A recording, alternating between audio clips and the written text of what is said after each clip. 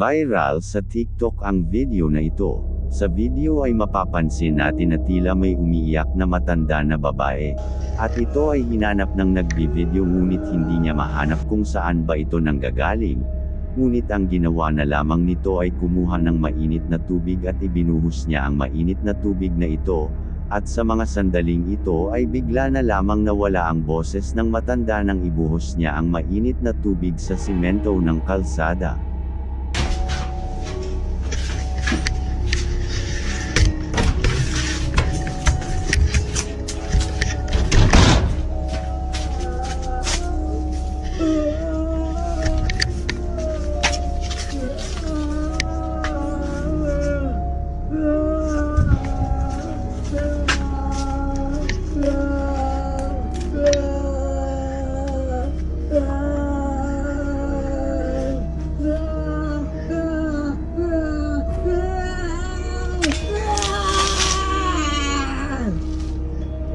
Ang lalaki naman na ito ay nagpalipad ng kanyang drone sa isang malawak na lugar. Ngunit sa hindi inaasahan ay bigla na lamang may nahagip ang kanyang kamera na parabang isang black lady sa isang tabi.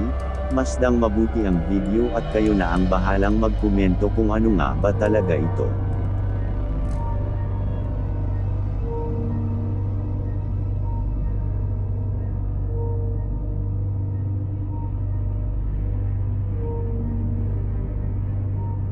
Alas 3 naman ng madaling araw nang nakunan ng lalaki na ito ang mga kamay na kumakalampag sa bintana ng kanyang bahay, at kaagad niya ito na nilapitan. Ngunit sa pagkakataon na ito ay nang kanya itong tingnan sa likod ng bintana, ang mga kamay ay bigla na lamang naglaho na parang bula.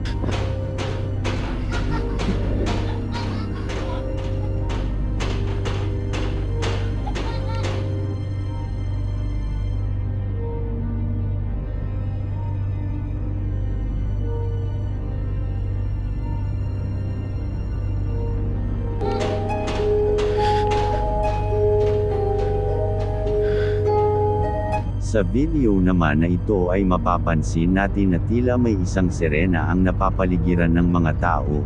Ang sabi ng iba ay isa lamang itong malaking isda.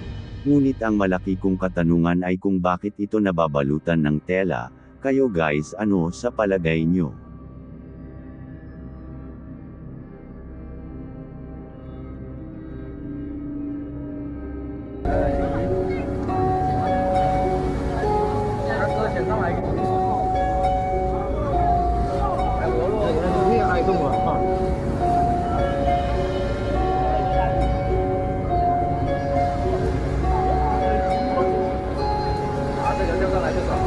Nang mga gabi naman na ito ay nagpalipad ng isang drone ang lalaki, ngunit sa kalagitnaan ng kanyang pagpapalipad sa hindi inaasahan, ay bigla na lamang may nahagip ang kanyang drone na isang nilalang na bigla na lamang sumulpot habang ito ay nakabumisnis.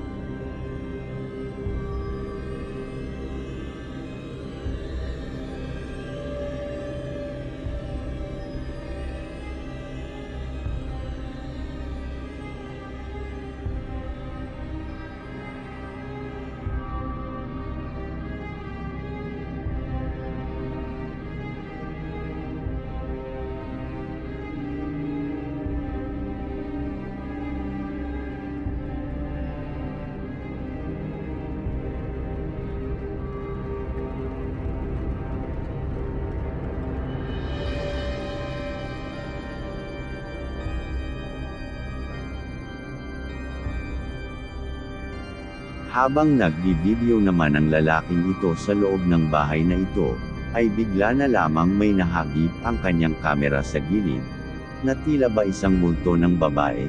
Ngunit nang muli niya itong lingunin ang nasabing multo ay bigla na lamang naglaho na parang bula.